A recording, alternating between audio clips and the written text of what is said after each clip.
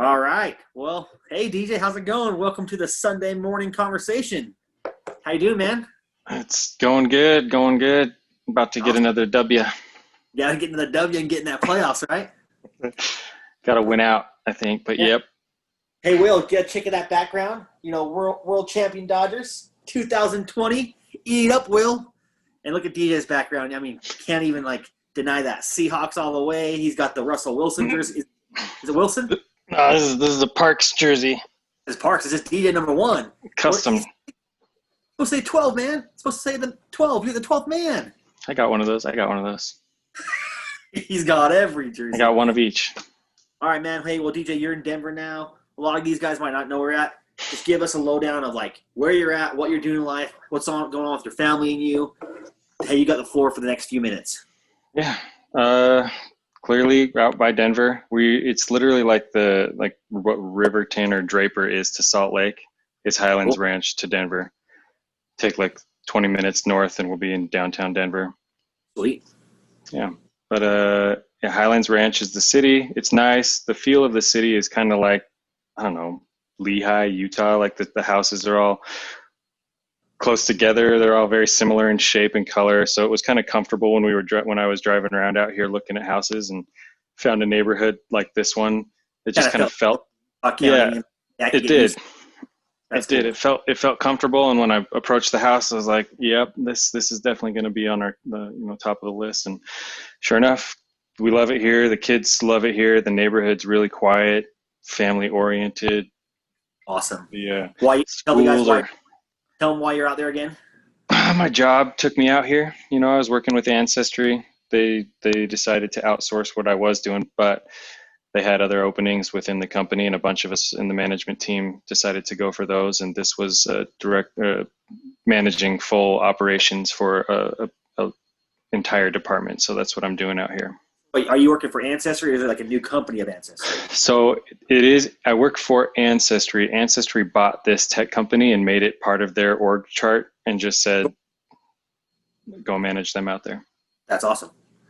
Yeah, we missed you. I mean, we missed you at the drafts. You always brought a good lightness to the drafts, and we just one of these years we'll get you down there. Hopefully when it can happen, we can work. In this year's hard because of Corona and all that dumb stuff going on. Right. But hey, speaking about the draft, how do you feel about your draft this year? Do you feel like you did a good job? I felt like I had good enough keepers that I did an okay job. The players that I wanted to pan out better, we'll see. They might help me make this playoff push. Right. So you thought it was okay at your draft? Yeah. I was confident with my team when I left the draft with, Russell Wilson, Derrick Henry, Tyler Lockett. I was hoping Josh Jacobs would have been what he was at the end of last year, starting out this year, but it's looking like he's still needing to find himself again. Right. And that's kind of like how I go to my next question is I always like to ask people hey, did you feel like your approach was different? And it's kind of an interesting question to ask you because, you do this every year, but 90% of the time you're pretty successful. You'll draft 2 or 3 Seahawks and hit on them. So did you still stick to that approach, or you kind of go away from that, or? I don't know stats and things, and I don't follow the other teams as well as everyone else does, like following the whole league and those connections between players. And I feel like if you can get a quarterback that has a great relationship with one of his teammates, like a wide receiver or the tight end, get them both, because you're gonna score double on every time. That's And then what on a bye week, you just make up for it. And luckily, my bye weeks I won, so I was okay with the Seahawks bye week. I actually do like that approach because I'm kind of the same way. I want my quarterback to either be the same with my tight end, my wide receiver, just for that possible double points. Some weeks it can hurt you if they don't score, but if you're drafting the number one person on that team, then you're like, hey man, I might be getting extra points every week for having those double guys. Right. Yeah, I'm not always sure if I want the tight end and the wide receiver. They have to be both great targets for the different purposes. Like when we had Doug Baldwin for the deep ball, and what was his name? Luke Wilson or Jimmy Graham, whoever we had in place at tight end, they were the end zone threat. I was like, okay, that's okay. I can get them both. Yeah, maybe it was last year in Brandon's league. I had Drew Brees, Alvin Kamara, and Michael Thomas, and I called them the Holy Trinity. And it was either I was really good, or then it screwed me. And I think it ended up screwing me towards the playoffs because if they have a bad game, then you're just Hey, so what's the most you'll pay for Russell Wilson at a draft? I mean, you get this guy every year, man. You don't get him for a lot of money, and it's like every week he's throwing 3 to 5 touchdowns. Like that's true, but right now he's only the number two. Like he's not even the number one quarterback. As points go. So I'd probably go up. I don't know, in the 40s for him. Do you know who number one is right now by any chance? Is it Mahomes? I think it's Mahomes. Yeah, I think it I might be don't him, know. which is weird because you feel like I have Mahomes in another league this year, and I feel like maybe I didn't have him last year, but I remember Marson had him or people who had him last year. He just always had like 35-point games. In this year, like that defense is helping him out a lot. So it's like, man, it's just weird, you know? Yeah. Hey, so looking at your schedule that you've played so far, 100 points is the magic number for you. 3 of your wins, you scored 100 points plus. In 4 games, you scored 100. Wilson is averaging 31 points a game. Is your team success all around Russell Wilson? I believe yes, because it's also that connection with him and Lockett. But Wilson runs too, so that's kind of my thing. If Wilson can get out of the pocket and run for some yards, I'll definitely get a higher scoring game, and then Yeah, if he can get most like likely victory. 75 or lower, that gives you just, even an extra 50 or 40. That's an extra 4 points than anybody else would have, Yep. When he kind of run up. A lot of his is like he gets pressure, he runs up the middle, 10 yards, and he does that a few times a game. I don't feel like they put a lot of plays for him to draw. Maybe I'm wrong. I don't watch like every Seahawks game, but I feel like I watch quite a bit of them. But I feel like that's where he gets it. Like he's just so good at scrambling the pocket, Yep. They do a few plays consistently in a row, and I've watched it this year, and I've even heard the guys doing the announcing talking about his play style. They're running plays where they're pushing the wide receivers out to the corners so they can open up the middle of the field more, or they cross, but they cross fast with the inside, like the slot receivers are crossing real fast to then open up the middle of the field. So if by that fourth, fifth second, if he can't hit him, he's going to go up the middle or make his way around the pocket. Yeah. So staying a little bit on the topic of Russell Wilson, is he your best player, or in your opinion, who is your best player? It's a toss-up, I think, between him and Derrick Henry. Yeah, I mean, Derrick Henry had 200 yards and 2 touchdowns 2 weeks ago?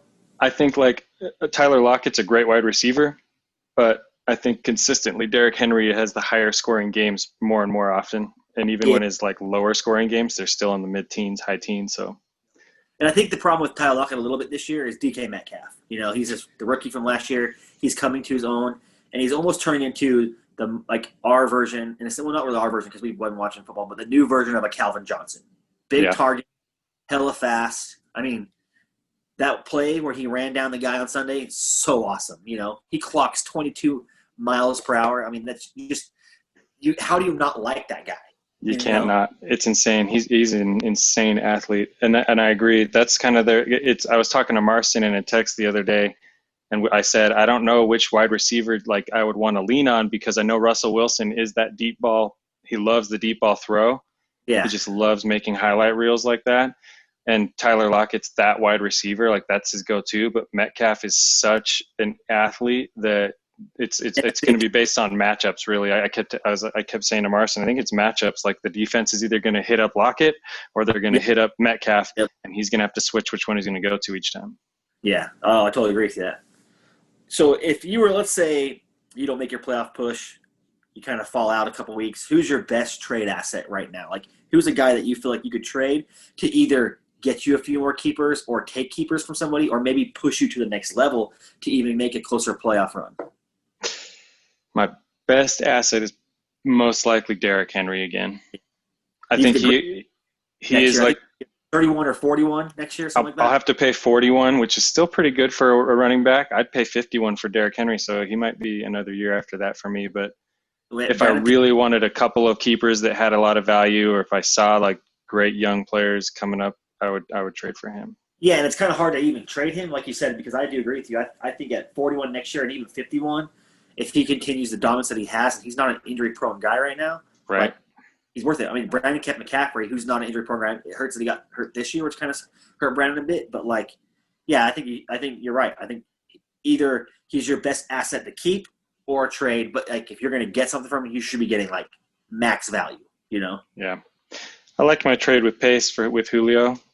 Oh man, DJ, Why? Why do you make a trade with Pace? Come I on, know. he's the devil of our league, man. It was crazy though because I didn't really understand why he wanted. I thought I was kind of sabotaging him because he's got Calvin Ridley, and I was like, "What are you going to do? Play them both?" And then he did. He has. Well, Ridley got hurt tonight. Sorry. Yeah. Sunday morning conversation. This is Thursday, whatever. But yeah, Ridley, he might miss a week or two. Speaking of other people, we talked about Pace, Brandon. In your opinion, and it doesn't even have to be like competition, but who is your biggest competition league, or who is somebody that you just like to beat? Like when you have their matchup, you just like, I want to win. It's just like it's more prideful that you want to win. It kind of is. That's a good question. I like to beat the guys who I know I should beat because of how I feel like they drafted and how I feel like they manage their team. Yeah. Like unfortunately, Steve didn't get keepers. Yeah. He has kind of a shitty team and he can't put some together great yet. Yeah. So beating Steve makes me feel good. But and then he also gets Dak that goes down, and Dak was given 40 points a week, and now it's just yeah, Yeah, the unfortunate things like that happen. So it's teams that I should beat, but one that gives me real pride when I beat him is Jake. Yeah. I like that. You know what's funny? I like beating Jake too, but I think in fantasy, I think I have like 1 or 2 wins against Jake. I don't know why, but I think I beat him this year. Maybe not, but Jake just in the past years, I think he's had my number. I might have to go back up and look at that and talk about that another day. But yeah, Jake's one that. I mean, he's my brother, so I love to beat him. I like to beat Marston. I don't know why, just because Marston's and I'm not saying he's wrong. He's probably one of the more knowledgeable ones about NFL. And I'm not talking about fantasy. I'm just talking about NFL in general. So when he thinks he's so smart about the NFL, I just love to beat his ass. It's just Marston. Yeah, I mean Marston and Brandon, I have that opinion towards both of them. Yeah. I don't know. Pace and Dayton, I feel like are very analytical with numbers and things like that. I don't know that they know football, but they know the game based on the numbers, in my opinion. So those kids. Frustrating. Those on their computers. Just ticking away. All right, moving on this week to our fantasy football league and looking at some stuff. What is your lock of the week? Who's the person on the schedule that you know is just going to win? And this could be you, man, The lock of the week, I was looking at it, and it was a toss-up. I think I do have a win here. Marston's got some injuries. His team doesn't look great right now because of those injuries. You're playing Dayton. Oh, sorry, Dayton. I was looking at the name, but I saw if you look at Dayton's lineup, I don't know, the matchups, the teams he's going against. Yeah, he only got 7 Davis, which is kind of low for Davis. He's been a lot better than that. Thielen at Green Bay, I mean, that could be a blowout, so Thielen could get some yards. Cooper Kupp against Miami. Miami's got a good secondary, but who knows there. I mean, I don't hate his lineups, but I can see where you're coming from. Doesn't Wilson have pretty awesome games against the Niners? Doesn't he always beat the Niners in a sense? And that's the thing, like these division games, they're going to have crazy games, I think. I don't think any of them is going to be a defensive battle. Like the Rams might put up a hard game against us and slow Wilson down a little bit, but I think all the games are going to require Wilson to go off. Yeah. So he's going to score a lot, and it's either going to be the running backs that get the points or the wide receivers, and hopefully I get it with Lockett every time. The only thing you got to remember, Dayton's not playing Tannehill. He's playing Josh Allen. But I think that works better for you. But Josh Allen didn't put up a ton of numbers against the Jets last week, and Fitzpatrick put up 4 touchdowns against the Jets. So yeah, I didn't understand that trade. He hasn't looked great the last couple of weeks. I'm not saying Josh Allen's bad. I still think he's good, but his last 2 weeks, Chiefs, now Jets, I just thought he'd have a bounce back game against the Jets. All right, so moving on, we just entered DJ's lock of the weekend. He likes himself over Dayton. Who is the upset of the week? What's the upset going to happen this week? Let me check that out again because I was looking at that too. Yeah, you take your time. No worries.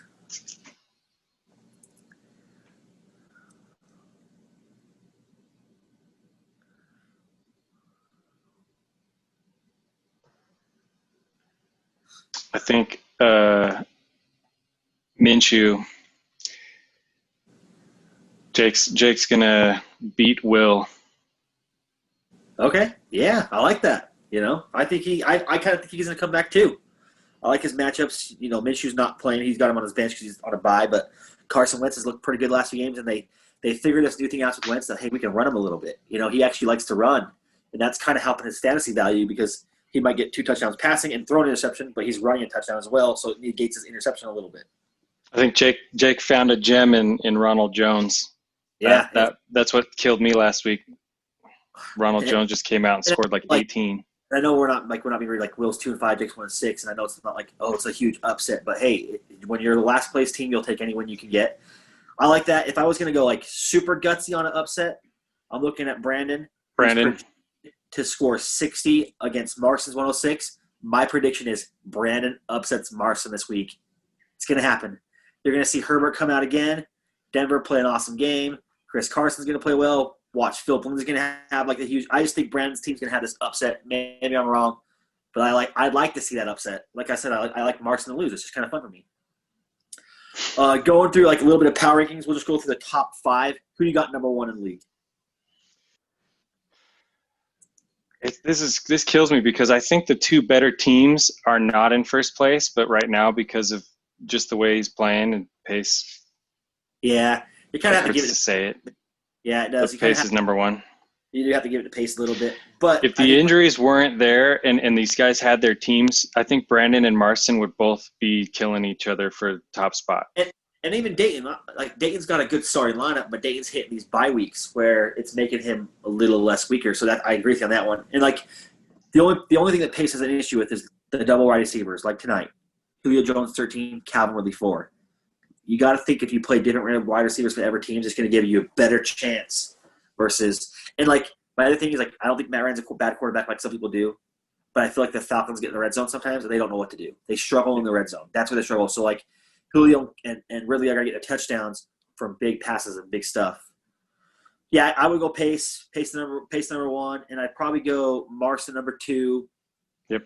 Dayton number 3, Brandon number 4, and then 5 would be me or you, you know. And so, like I said earlier in the week in that text, you know, as long as if we continue to win out, our last game of the matchup could be huge. You know, yeah, I might be eliminated, but you could be fighting for a playoff spot. It could be spoiler. It could be the other way around, or it could be like, hey, who's ever in gets in. You know, it could be kind of big there. Yeah, I think I like Brandon's team better than Dayton's team, but I can see if those injuries don't come back, if McCaffrey doesn't come back strong, I don't know if Brandon can keep going. Yeah, but he's got to be back next week because they were talking he was supposed to be back this week. Yeah. And he kind of like I think he's back next week, and it's like it's for him it's a whole other like 10 days because they play on Thursday, so that's why I think he'll be back next week. All right, man. Well, thank you for the Sunday morning conversation, but we're not done here. My favorite time of the game is trivia. Ding ding ding ding ding ding ding. Oh. We all know you're a Seahawks fan, DJ, so we'll keep it with Seahawks trivia. I've got Google out now. Hey, put those hands up right now. All right, let's start with the trivia question. How many NFL championships do the Seahawks have? 1. Boom! Ding, ding, ding. Right on your jersey. What year did they win that championship? 2013. You're right. Ding, ding, ding, ding, ding. Oh, man, DJ, you're the man. Hey, DJ, who gave us these nuts? Who gave us that play? Skittles, Mr. Skittles, Lynch. John Lynch. Ding, ding, ding, ding. Man, he's killing it. DJ knows more than that Will and that Jake. All right, here's where the hard question comes in. You got to think about this one.